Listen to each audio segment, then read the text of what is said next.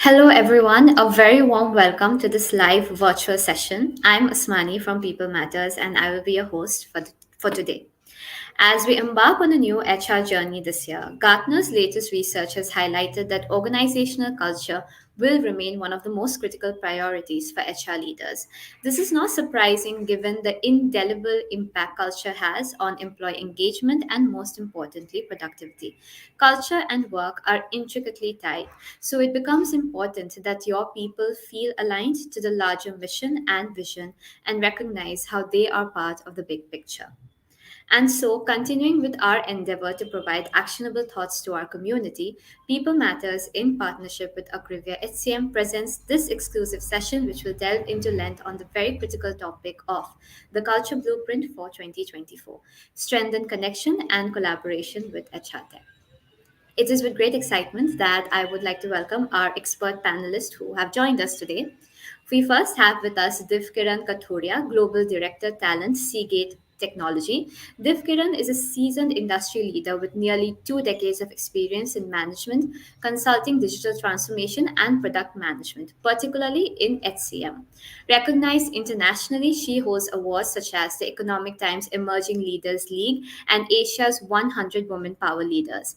As the Director of Global Talent Development at Seagate Technologies, she drives multi-million dollar portfolios focusing on shaping human capital strategies through digital innovation. Thank you for joining us today, Divkiran. Welcome to the session. We also have with us Rahul Bhukia, HR Manager, Transformation and Analytics, Apollo Health and Lifestyle Limited. Rahul is a highly skilled HR professional who specializes in analytics and champions digital transformation initiatives. In his role, he reshapes HR practices by leveraging data driven insights to inform key decisions.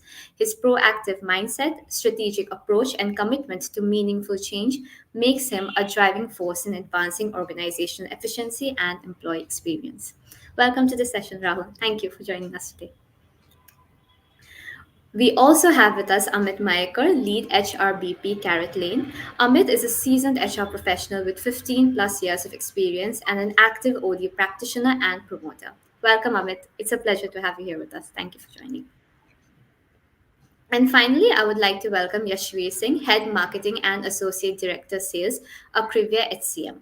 With over 11 years of experience, Yashveer excels in enterprise sales, training, and agile project management. His passion lies in creating value for customers through innovative human capital solutions. As a leader at Akrivia HCM, Yashveer is dedicated to empowering organizations and individuals to achieve their goals through integrated solutions and diverse experiences. Welcome, Yashveer. Thank you for joining us today. So, before we begin, a very quick note for our attendees today. We will be taking audience questions towards the end of the session, so please feel free to keep posting on the chat, and we are excited to take this up. So, let's begin. So, the first question I have is for all our speakers. It's an opening question where I just want to understand, as we open the session on culture, what do you think the three top priorities for HR leaders when it comes to strengthening this organizational culture? So, Divkaran, I'll start with you. Okay. Um, I think first of all, thank you for inviting us all here. I think it's a very pertinent question that you're asking, and this topic is really something a lot of HR folks and even business leaders are discussing. We're glad to be here, and with such industry stalwarts to exchange ideas. I'm sure I'll end up learning a lot. And I think for me, three things that stand out, and trust me, we are in an era where HR has a lot to do and a lot to deliver. But for me, if I just focus on the immediate next 2 or 3 steps that we all should take in this context, first is building talent on a skills-based economy, because we all know that everywhere, the birth rate has decreased. Even in a country like India, birth rate is at a level where it's replenishing, right?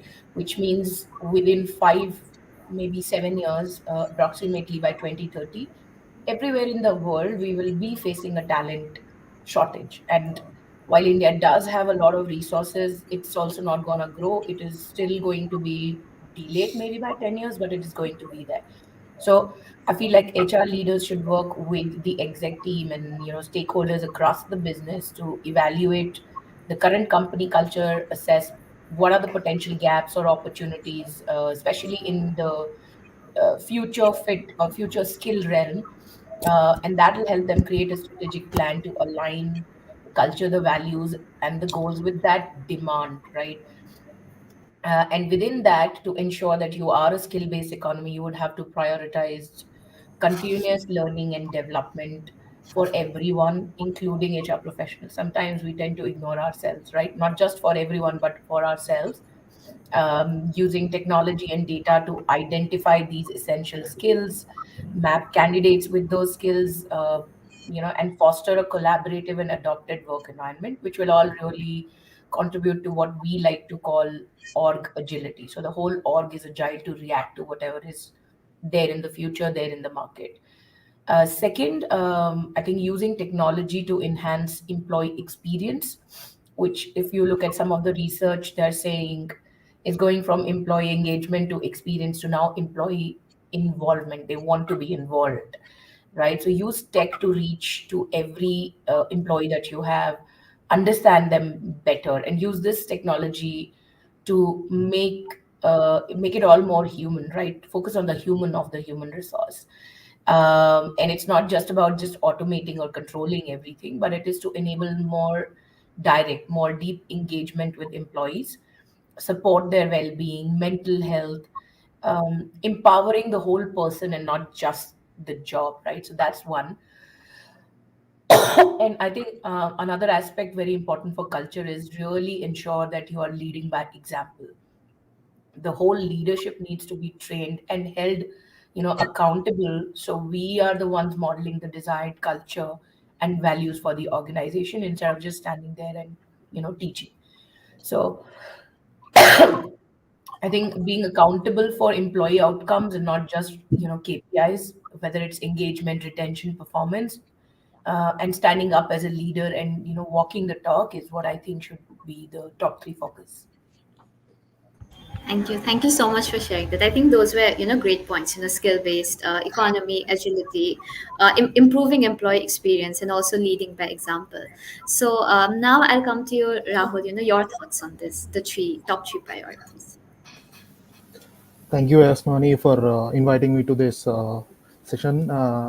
So, yeah, according to me, the three priorities for HR leaders in this 2024, I believe, is that they should emphasize more on employee well-being, where implementing programs and policies that are very employee friendly, prioritizing employee well-being, mental health, and also particularly work-life balance. And coming to my second priority is that uh, leveraging the technology and implementing solutions to support the cultural initiatives, improving employee experience, and also streamlining the processes.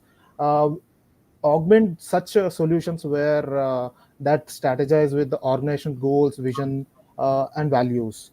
And the third most thing that I would take into my priority is that the change management. So developing effective change management strategies to navigate cultural shifts, encourage adoption of new cultural norms, and manage resistance to change effectively. So I hope that these three priorities would really help the current market situation and where HR leaders can focus on. So, No, no, definitely agree with you on that emphasis on, employee wellness, and also change management has become so critical. So thank you for, raising that, Rahul. Coming to you, Amit, your thoughts on this. I think so. It's very well covered by Devkiran and Rahul, and I think so. They've given enough to the HR leaders to keep them busy for the rest of the year. So I really don't want to add any more. But coming from where I am sitting right now, okay, Caroline always has been of a industry leader primarily because of the culture of innovation that we have. Now, as we grow, okay, how do you ensure that this reaches the last mile? And even with the newer set of people that are coming in, how do they go ahead and take this up is very important for us. So while we are where means while we have grown exponentially last few years, but we need to, and we are keep while we keep doing that, how do we keep the culture of innovation intact? That's one that we are looking forward to. Second aspect that I feel is very important for us right now in terms of culture is, AI has taken up over a lot of processes, and as a matter of fact, a lot of jobs and as well. So how do we ensure that we embrace it, reskill people to take up new roles with the help of AI? So these are the top two priorities for me in terms of my organization. And then the third aspect is, what is the experience that we want to give to our people who are working here? All right, because that matters a lot for us. So reskilling with the help of AI, ensuring that the culture is the same at the last level, last mile, and the third aspect that we have is in terms of experience that people get. Thank you, Amit. I love how all of you had emphasized on the importance of experience and technology. And I think the entire idea around, culture of innovation and, the advent of AI, very important elements that we also need to add to the entire cultural agenda. So thank you for sharing that, Amit. Coming to you, Yashvi, your thoughts on this? Um, sure. Thank you, Asmani, for the introduction, and thank you for letting me be a part of People Matters process of getting all the good leaders on the call. I think Amit, Rahul, and Divkaran are fantastic people who have given the thoughts about the things that need to be done. Now, I'm not an HR. I come from a sales perspective. So, at least so I can give my experience over the years, what I've understood the way HR has evolved. So, one thing now coming to the HCM industry, I've joined it recently in HR Tech, and I have a newfound respect for HRs. I mean, the kind of work that you all do is not just simple hiring and looking at the employees, but goes much more into understanding how employees behave. You need to track the entire strength of the organization, where it's going, and what the future is going to look like.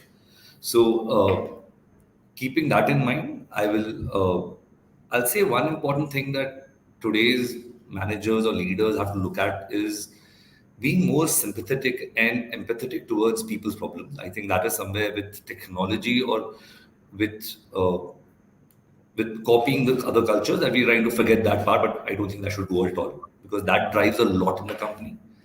I think I personally learned this from a lot of HRs who were very sympathetic and understood that actually this has to change or that has to change. And that's what I think we have in Akribia also.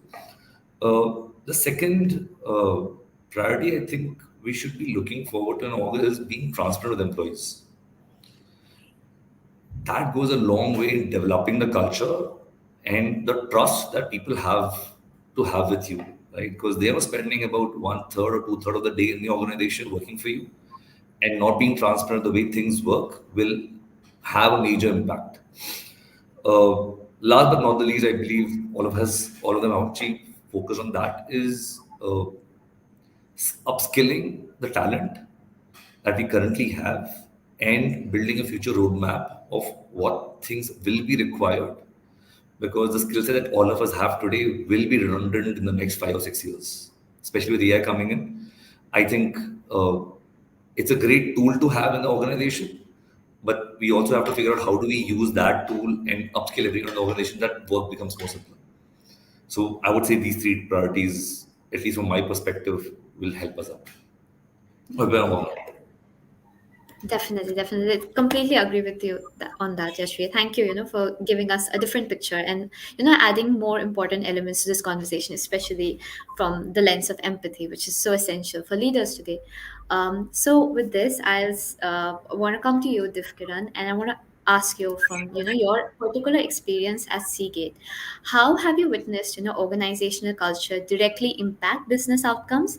And what strategies have you found effective as a leader when aligning culture with broader, business goals?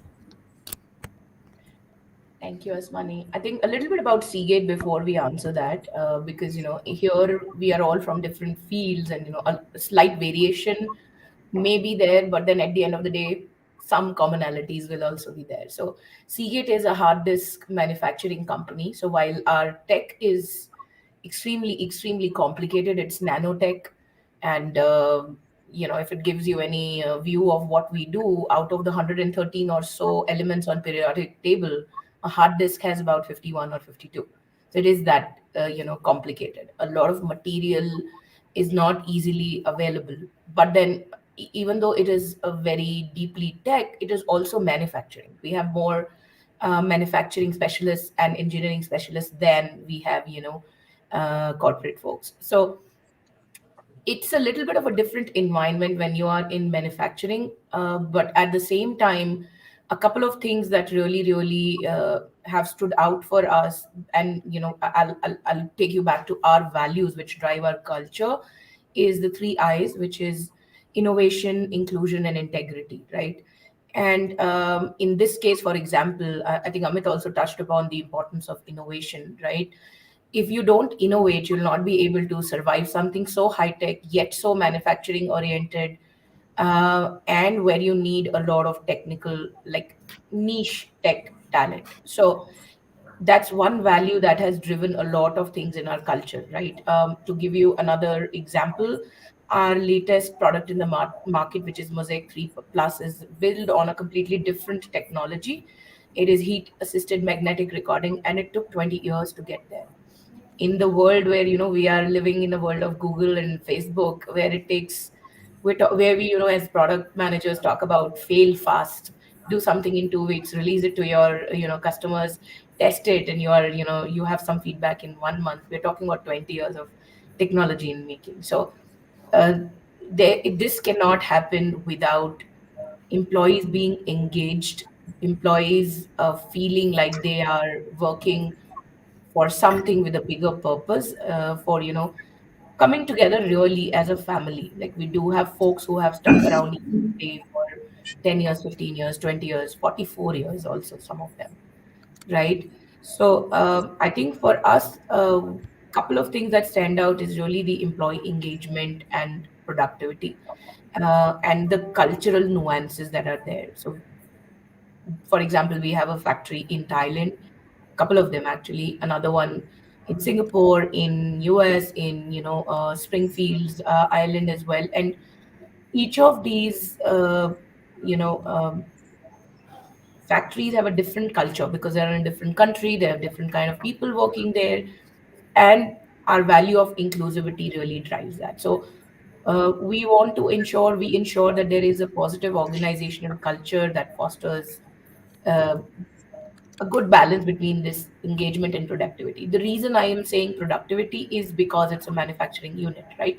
It is about that manufacturing line, but it is also about ensuring that they feel valued. So, for example, we celebrate pretty much all important festivals across the globe, even if it is specific to a site.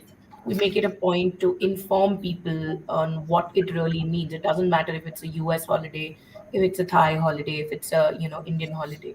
So I think driving that core value of inclusion, ensuring that there is innovation and creativity, which we do by ensuring that it's a safe environment, training our managers to ensure they have empathy.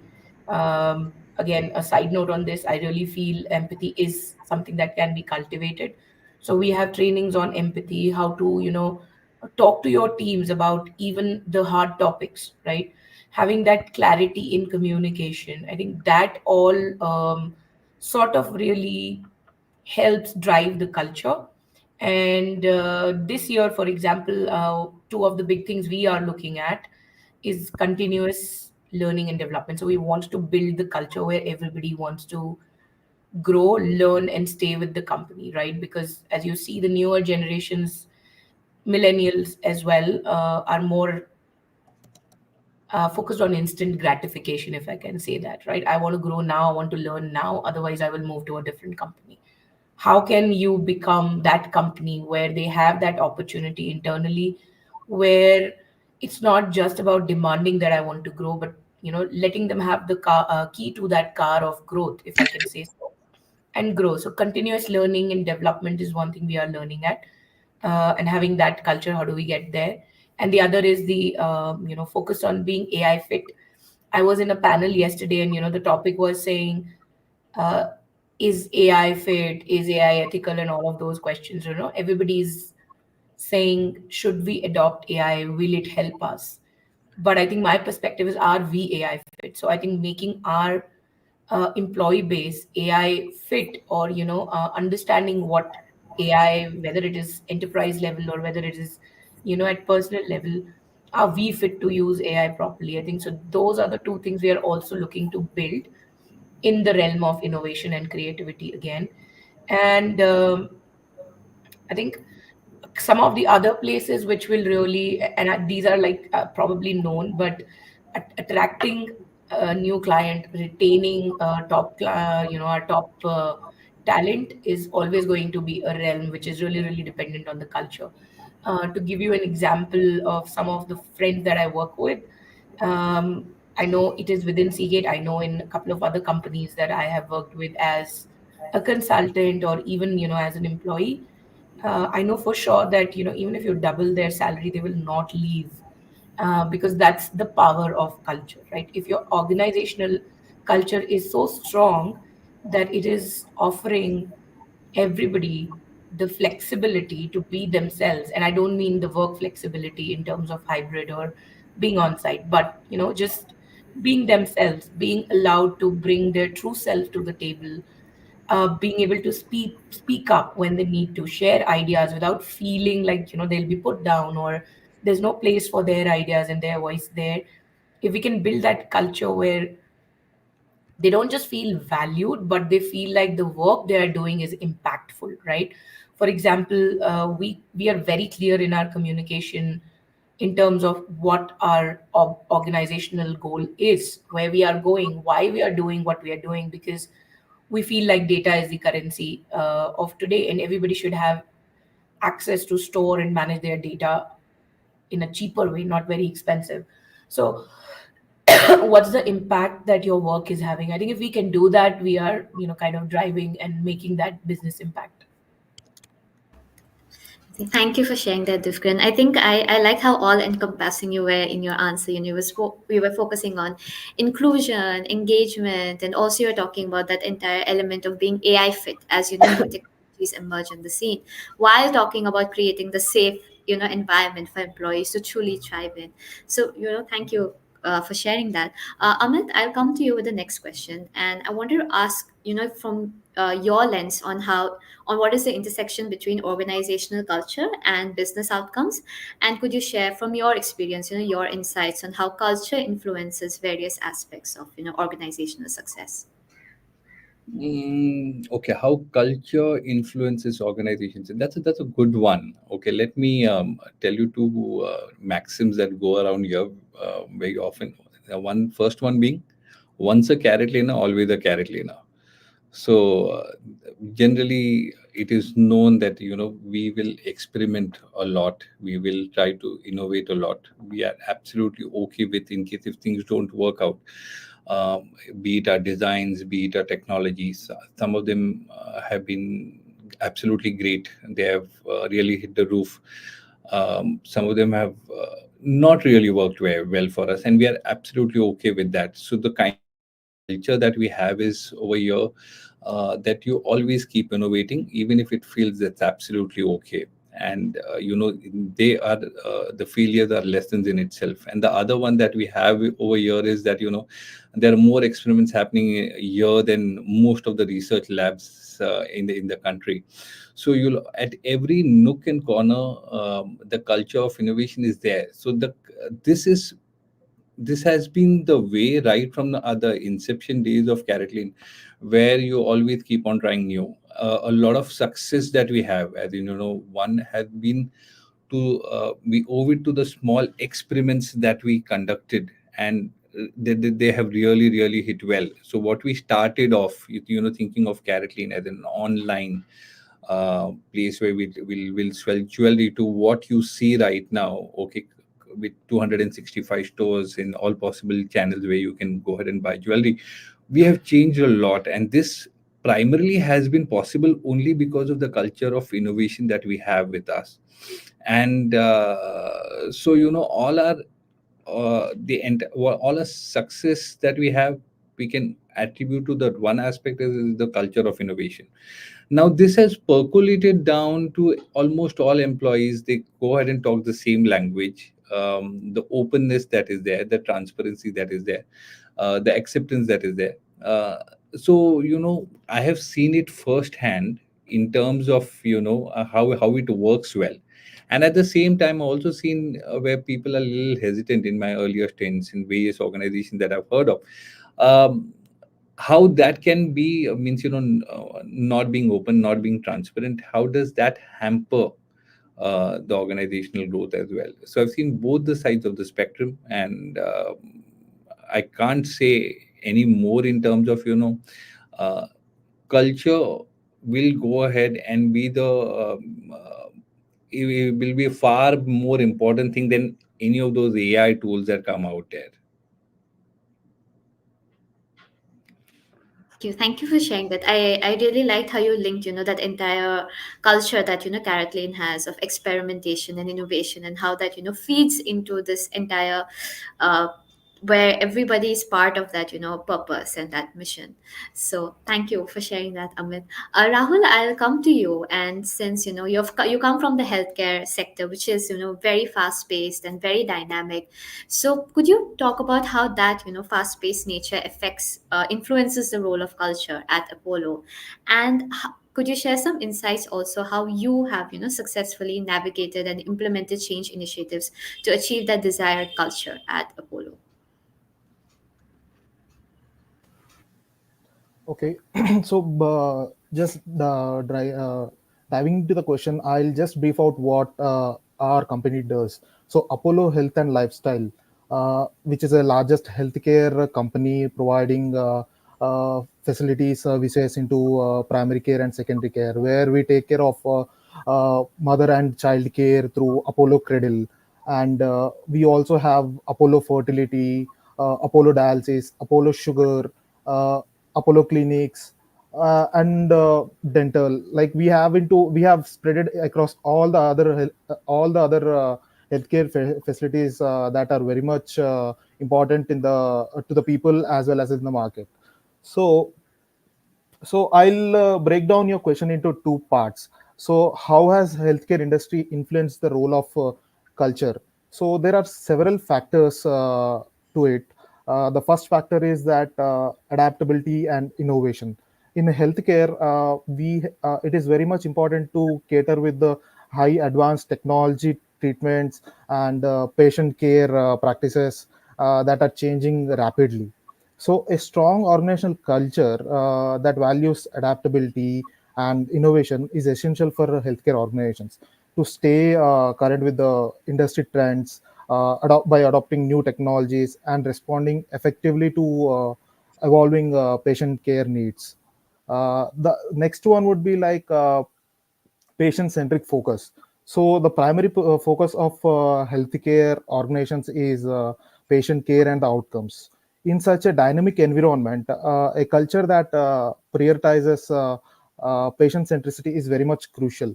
So healthcare professionals must work collaboratively, empathizing with patients and deliver high quality services effectively. So the third factor, which is very most important in this industry, is that regulatory compliance and ethical standards. So the healthcare industry operates within a high regulated environment, following stringent standards, SOPs, patient safety. Coming to patient safety, data privacy, and very much important is the ethical conduct. So a strong organizational culture that emphasizes on compliance, integrity, and ethical behavior is very much essential for maintaining regulatory compliance and also ensuring public trust. So it is very much important to follow the protocols and guidelines while upholding the highest ethical standards in the practice. So the next factor would be team collaboration and communication. So interdisciplinary collaboration and effective communication are critical for delivering coordinated patient care and improving the outcomes. So a culture that promotes teamwork, open to communicate, and mutual respect among professionals will create collaboration by reducing errors, where it is very much important when you are dealing with patients, and enhancing the complete patient safety. In this environment, a clear communication channels, shared goals, and a culture of trust enable healthcare teams to work effectively and to adapt the changing circumstances. So final and the last factor would be like the resilience and coping with mechanisms. So most of the healthcare professionals face this high pressure environment and situations, working into long hours and facing emotionally challenging situations and circumstances. So a resilient culture that prioritizes employee well-being and providing support to the workers and employees, uh, and encouraging self-care is also very crucial for maintaining the mental and emotional stability. So Apollo Health and Lifestyle, uh, on based on all these factors, I would say that Apollo Health and Lifestyle is technologically advanced in terms of equipments, new innovative treatments that we give to patients, and also we have largest global reference labs, where we process samples of around 30 to 40,000 each day, following the norms like National Accreditation Board for Hospitals and NABL, which is a similar board for laboratories. Standing in order with these norms is very much crucial and providing the utmost care to the patients. Uh, so, in the next question that you have asked, that how HR leaders should strategize for a successful change management initiative. So, it is very much important whenever you identified a issue or a problem in an organization. It is very much important to repurpose and articulate the clear visions to all the employees, and making them uh, to a desired cultural shift and underlying the reasons for change.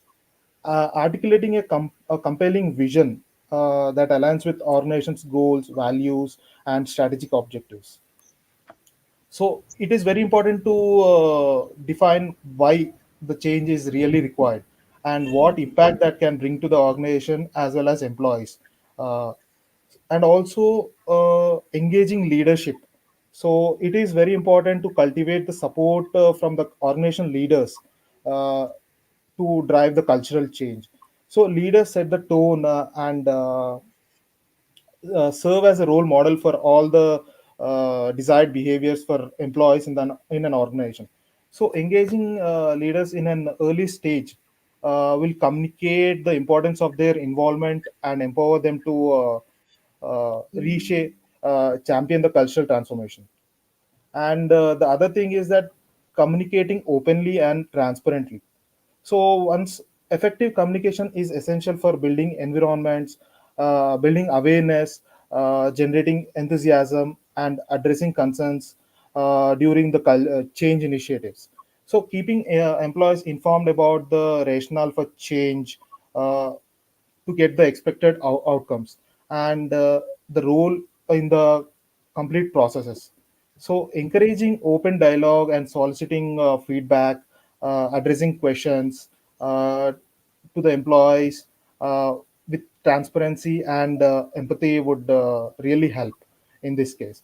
And also, as Dipkiran mentioned that it lead by an example. Yeah, it is true that leading by example, by demonstrating commitment to the new culture through actions, decisions, and communication. So, in the process of this, recognizing and rewarding employees who have really exemplified to these desired behaviors, and providing coaching and support to those employees who really are in need of adapting to the cultural shifts. And another thing is that aligning systems and processes. So if you see that organizations have particular processes to each function or and different policies that align with the desired cultures, values, and behaviors. So reviewing and updating these policies, processes, reward structures, employee development programs to support the cultural change agenda creates mechanism for accountability for all the employees. And finally is that we have to celebrate the milestones and successes. So while you reward your employees for adapting to the change and rewarding him for more momentum, and also showcasing the success will empower all the employees to move to a fast paced environment. And finally is like staying agile and adaptive. Like cultural change is a very iterative process. So staying attuned with evolving dynamics, feedback from stakeholders and external factors that which really influence the cultural landscape by course correcting it or experimenting with new approaches and learning from successes and setbacks. So uh, I'll end by saying that if there is no struggle, there is no progress. It is said by one of the famous writers. So this is what I believe. Thank you. Thank you for sharing that, Rahul. Thank you for giving us, a complete breakdown of the strategies, that HR leaders can implement, when it comes to change initiatives, specifically for culture. And I really liked how, we've spoken about adaptability and innovation. I also really liked how you spoke about, compliance, communication, and also, the entire element about resilience, which is so important, especially for like a healthcare industry. So thank you for sharing that, Rahul. Coming to you, Yashveer. So Akrivia HCM is, at the forefront of HR technology. So how have you observed businesses, benefiting from technology to address digital gaps and enhance the cultural fabric within their organizations? And what is your thoughts on the role HR technology can play, in creating a stronger culture, fostering connection, and belonging? Sure. All right. Thank you, Asmani. So before I start answering the question, I'll give a brief about what Akrivia does so that audience can understand what we are into. So Akrivia HCM, I started the journey, we started way back in 2016. It was not called Akrivia HCM, it was called Akrivia Automation Private Limited. And the founder, chairman, and it's a father and son duo who started the company. The idea was to create an industry 4.0 solution for manufacturing businesses. And while we were working and building the product out, one of the ask from the customers was, we also have an HCM solution that can be integrated with the existing thing that we have for blue collar workers and some of the factory white collar workers also. So as a project, we built the product out, HCM. But then we realized, hey, there is a market that we can definitely get into. So we spent about 4.5 years building the product. So the product today has the breadth and depth of the best of the products in the market. So right from as SAP's, the Oracle. So we say we're very close to 90% of what these companies are in terms of the product portfolio that they require.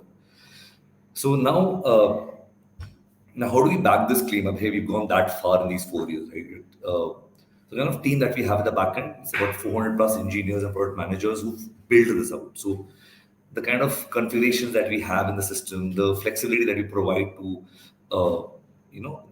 the customer base who wants to work with us. And in the span of the last 1.5 years, we've gone across to India and GCC and Southeast Asia, got about more than 100 plus enterprise customers. So we have a solution that fits into your requirements. Now, if you look at traditional HR tech, it's more based upon the other features we have, and we provide a solution. You make it around for your organization, but we do the reverse. We like you tell what you need, and we have it for you. So configurability, having integration with existing systems, because what we realized in the tech industry, especially in the HR tech industries, the HR tech softwares don't talk to the existing legacy systems being used by others. Right? There's a ERP, there's CRM in place. When your HR solution talks to all of these, for the HRs, the life becomes easier because they have credible data, which is predictive and prescriptive to understand, hey, what's going on and what action should be taken forward for the organization to go, right? Other challenge that we've understood when we were building the product was scalability. in the last 3 years, we've seen how, or last 4 years since the COVID has happened, things have changed. Every year, the amount of, is it the war in the Middle East, the war in the war with Russia, and suddenly you see companies downsizing the employees, and the next quarter they pick it up again. So you need a solution that can manage or work with how the economy situation is working also. And that's the strength that we have in our product, that you will always see that if you are downsizing, the solution downsizes with you. But if you're scaling, we do it with you. You expand geographically, we do that for you again. So now, how come how come the tech solution or the HR tech solution is going to help out companies, or what have we done so far? I go with the example that we have had so far in my experience with employees, at least the company I've worked with. So, example one industry is retail, which I believe has the highest attrition in the market, because people will leave with as small as $1,000 in a different organization. They do that. So when we had one of the companies in that industry told us the issue that they're facing, right from attendance to the biometric not working. It's a very simple thing. But in all of us face an organization, biometric machine does not work. How do you solve these problems? Because each of the 1,000 stores that they had a different pain point. We understood that part, and there was a solution where you don't even have to use the biometric anymore, because all these stores do have a Wi-Fi connection, or they have a credible store, or a credible ID infrastructure available at the store. We've geo-fenced and geo-tagged it. So now when the people walk in, your biometric does not work, the geo-tagging in the application works for you. So this is one solution that we came up with, and we realized this actually helped a lot of the employees, because not only did we go to the store level, start talking to the problem statement that they had there, and they said that, hey, this tech is now helping us. So one way technology did come here in the HR tech was to solve the pain points, because all we heard from the HRs was, hey, we get a call on a daily basis from 10,000 employees in our organization. How do you solve it? And this was the solution of it. One second problem that we understood was with conglomerates was succession planning. Now, when you want to, so every conglomerate today wants to reorganize the leadership team. They want to put them in different, business units. But if you want to do that, how do you see the skills and competencies? Do you have a data that backs it up?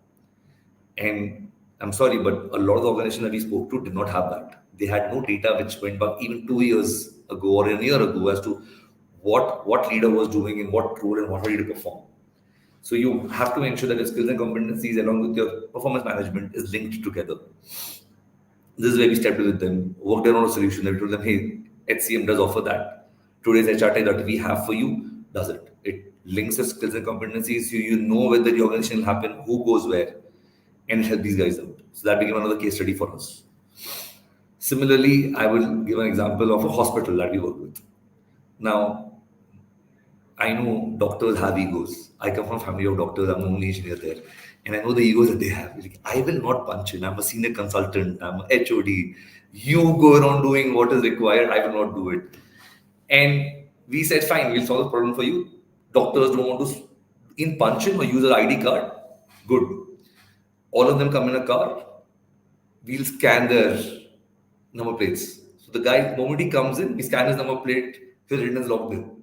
So you see, again, this is not a one-size-fits-all, right? We have another hospital we work with who have that tendency, and doctors do that very happily. So how do we realize when we're doing the technology, which you asked for, how do you get it, how do you make it work, is by understanding what the culture of the company is, how do people work there? And that comes a lot from the leadership of the company. So leaders have certain goals about the culture. Your employees have a certain experience about the culture. So this gap has to be bridged. And this is where technology comes in today. It wasn't there earlier. So right from people where managers have the whims and fancy of allocating attendance or performance or incentives because they like somebody or they do not like somebody, with a very good HR tech solution that you have, if you have in your company, you can actually eliminate all these problems and make it very transparent, right? So this is where I believe technology will play a role or is playing a role. And I think that's it, what I could talk about. Thank you for sharing that, Yashur. I think I really love those examples that you shared with us of how, HR technology actually makes a difference in creating that culture. So, thank you for sharing that. So now, Amit, I'll come to you with the next question. So as we have entered, this era of, data-driven decision making, how can organizations leverage people analytics to craft strategies that not only improve, employee experience, but also, contribute to the organizational success thing, that we spoke of earlier? Um, Few things that I want to point out over here. But before we do that, I mean, to Yashvi's answer, I'd like to say something. So Yashvi not only solves for employees' concerns and issues, but also their egos as well. So well done. Yeah, Okay, thank you. all right. Aswani, now That's coming to this. I just want to add to that, Amit, because it's on the lighter note already. I think that's a perpetual work for all HR and HR product specialists. If you can't solve for the ego, then yeah, let's leave it there. Say no more. Yeah. Okay. So Asmani, coming to this, as in terms of how do you go ahead and create strategies that will help improve people's experience and which in turn should result into organization success. Now, first and foremost, what I believe is, how often are we listening to the employees? So that is something that I believe is some area that all HR professionals can work upon. Is how are we giving the employees enough avenues uh, to making them believe that they're being heard. Second one is after being heard, how are we going ahead and creating measures around them? As in terms of are we taking targets, are we taking KPIs, are we taking some goals in terms of addressing their concerns, their issues, or whatever they raise, whatever support that they need. All right, so that becomes the second aspect, as in one, creating enough systems, enough process in place to go ahead and create some measures around what is being heard. Are we are we articulating that well? Are we capturing that well? So once in case if these two activities are done well, I think so the job is half done in terms of ensuring that the employees are heard. Second one is creating measures around them. And then once if these two things are done, then crafting strategies to address them, prioritizing what needs to be solved, what can be solved, and what you want to just let it be and be okay with that. All right, and then creating strategies around it and implementing it will be relatively easy. But as I said, right now the biggest challenge that happens is when there's so many dynamics in terms of how the workplace is right now, hybrid, remote locations.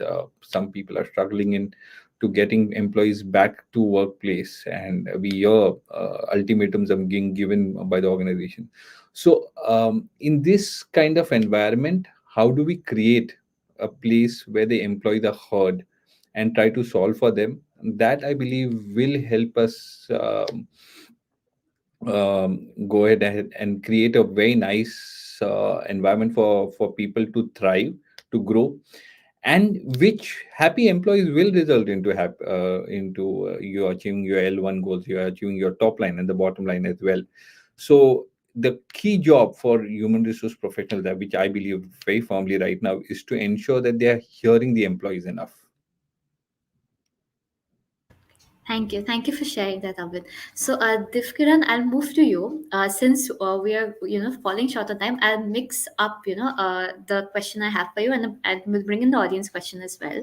So, your thoughts on, on the power of people analytics, as well as, some additional comments that you would like to make on how we can engage and garner support from top level executives, when implementing cultural changes supported by HR Tech. Right. So I'll try keep it short, but that's two very big questions already. But let's talk about overall how people analytics can be leveraged to create strategies for employee experience. Right. I think first and foremost, and everybody who's probably running an employee experience survey would be doing that. Right. But what data can help you do, and kind of let's say the way we say personalize for a person, There is no word like organize or similar to personalize for organization, but really to put it in your context, data can really help you identify what are the top key drivers of the employee experience at your organization. And it's not going to be same for Seagate. It's going to be different for a Carrot Lane, going to be different for Apollo. I think um, it was mentioned by you, Rahul, that there needs to be resilience. Right now, everybody needs resilience, but say, for example, having that strength or having a very strong mental health and a resilient mental health is very important for anybody who's in the medical field of work. Maybe physical capacity is needed more in some other things. EQ is needed more for some jobs. IQ is needed for some of the other jobs. So what is it that your workforce is? What is their key drivers? Is it engagement, satisfaction, productivity, impact? I don't know. It's different for all organizations. So that's the first thing. Once you know what are the key drivers of your employee experience, you can start working on them. And they may change, right? They may change as the organization mix changes, different generations are there. So really, really, first important thing that people analytics can do for you. Then one step further, if we can get into a little bit more of predictive analytics, there are organizations today which do model that to use kind of predict and prevent employee turnover, especially for your top talent. What is it that is bothering them at a personalized level? Someone may be driven by getting the next level of work, someone may be driven by money, the others may be driven by getting recognition. What is it again that drives generally the people in your organization? And what can you do specifically to ensure that you have less of that important top talent turnover? And lastly, I think one important thing to touch upon is personalizing their career growth, their learning, and their development, right? Because everybody is looking for something else. Again, for some people, it's important that they have the next level of designations. The others would want to really focus on trying something new, trying something different. So we can't do that unless we have really the grasp of who the person is. And how can you do that? You have to look at the skill data, you have to look at their interests and not just what is their experience and skill. And this question that then takes me to the next question, because we started an initiative internally in our organization called talent marketplace called Career Discovery, and it uses AI to kind of match the demand and supply of skills. But it was kind of difficult for us to really put it in place, and it's we're still working on the whole change management even after almost 2 years, 3 years actually for that matter, because that called for an inherent mindset change. It was not just about technology. I like to say 3 Ps: people, process, and platform. So it was not just about the technology platform, because suddenly, say we are in the same team and, uh, there is an opening. I know that, Rohit is a good fit. I will ask Rohit. So did not have the visibility or the scale and speed to reach out to everybody in the organization and see who's the best fit. We only work with people we know and we network with. That changed suddenly, right? 94% of our employees were registered within first month. And so for an internal hiring manager, 94% profiles across the globe were available to see if they fit or not. And it was not just about the people you were networking with, which caused a lot of issues for the manager who would have to let go of their talent to somebody else in the organization, right? Because the mindset was, this is my talent, this is my team. And it took time to, and we are still trying to ensure that everybody feels that way, that you don't own talent. If you try to bind them, they will move to a different company. It's much better if they move internally. But it wasn't easy. And going back to the question on how do we get the support, I think one thing which really helps, and earlier I hadn't seen a lot of HR projects do that, but more and more I'm seeing increasingly I'm seeing HR projects do that, is prove the ROI. the way we prove the ROI is we said that if you're working, if you're hiring internally, you're saving the time, you're saving the cost on onboarding, and we quantified it, right? So there was a number attached to saying this is what you're saving if you hire internally. We also had part-time projects on this technology platform, so anybody can go and open a project, and for 2 3 4 hours a week someone else can contribute to you. This saved us about 68,000 hours of work till date, which would have been a contractor or a new job, which means we are spending more money on that. So that is again quantifying, the productivity or the hours that have been unlocked. So first of all, kind of quantifying this helps. And then secondly, there are softer benefits. I really hate that word, but just lack of anything else. Softer benefits like, inclusion. We figured out that more women are applying, and once they apply, they have a higher chance of, getting a job or getting on a project. That, everybody who is on a project is learning 3 new skills per project, right? So to get your executive level folks on board, you have to have a business case. You have to prove where that ROI is coming from. And then something as disruptive as making a culture change will take a lot. It will not be a 6-month journey. So first of all, prepare yourself. Be mindful it's not going to happen in 6 months. So continue that. Get your A team in place, right? People who are the fast adopters, people who can be your champions, people who can, be your ambassadors and spread the message you have. So we had a champions team formed. We had a soft launch, so they would use that product first, talk about its benefits, and then they could become train the trainer sort of a model. And lastly, the success stories. There is nothing like having someone who's used it share it and kind of speak for you rather than me speaking about how great my project is. So we had a lot of like customer testimonies. We had a lot of employee testimonies talking about what they learned, how they got into a project, how they got work done. Two things, for example, I remember is that one of our engineering managers got work done worth 10,000 hours, which was a direct impact to one of the products, which saved money for the business. And so that was one side of the story. The other side was where someone found a mentor in a different team. That mentor guided them on what kind of jobs are available, what they can do. They did a project in the team, and when the opportunity came, they applied for it, got hired, and within 6 months got promoted because they already knew what they were doing. So if that helps. Thank you. Thank you, Divya.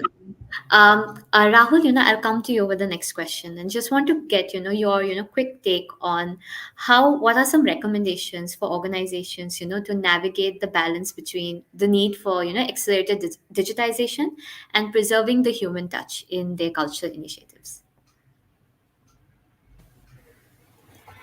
So, while implementing any of the technologies that really help employees, it is very important to prioritize your communication. So, clearly communicate the benefits of the technology adoption while reassuring employees that the human element remains central to the HR processes. And also providing training and support to each one of the team and all the employees uh, in the organization. For example, in our company, we are placed out of 21 states with 600 units and centers. So it is a difficult task for us to train the employees and the team and bringing them onto a same page. So where we have to focus a lot, and we have to cater our trainings where every employee in different states in different units should understand and try to implement it. So offering comprehensive training to ensure employees feel comfortable with new digital tools while emphasizing ongoing support every time whenever they need in that support uh, is a key challenge to encounter. And customizing solutions. So choose a technology solution that really augments the need of your organization by catering to your policies and practices. So that allows flexibility and customization whenever it is really required. So, and also maintaining a personalized interaction with everyone. like balancing automation with personalized interactions in HR processes, ensuring that employees feel valued and supported throughout the digital transformation. And finally is that during the change strategy of bringing in any technology, it is very important to take the feedbacks from feedbacks and readapt and adjust the uh, technology and realign your processes. So after that, it is very important to measure the impact, and also to also bring in new more technologies which help employees in their perspective, helping them to easily accessible and cater to the needs of the organization. So this is what I take when human touch is very much needed with respect to technology. Thank you. Thank you so much for sharing that, Rahul. So, in the interest of time, we had many more audience questions, which we would have loved to pick up, but we will have to, conclude our discussion here. Once again, a big thank you to you, Divkaran, Amit, Yashvir, and Rahul, for sharing your insights and, experiences with us. It was a great conversation, and I had a lot to learn, and I'm sure our audience did too. A big thank you to our audience also for, for joining in and for sharing your questions with us. And finally, a big thank you to our partner, Akrive HCM, for partnering us to curate this conversation. And with that, I will conclude the session. Thank you once again to all of you for joining us today. And it was great speaking to you. Thank you for sharing your time with us. Thank you, Thank everyone. you. Thank Thank you. Thanks, everyone. you, Rahul. Thank you, Asmani.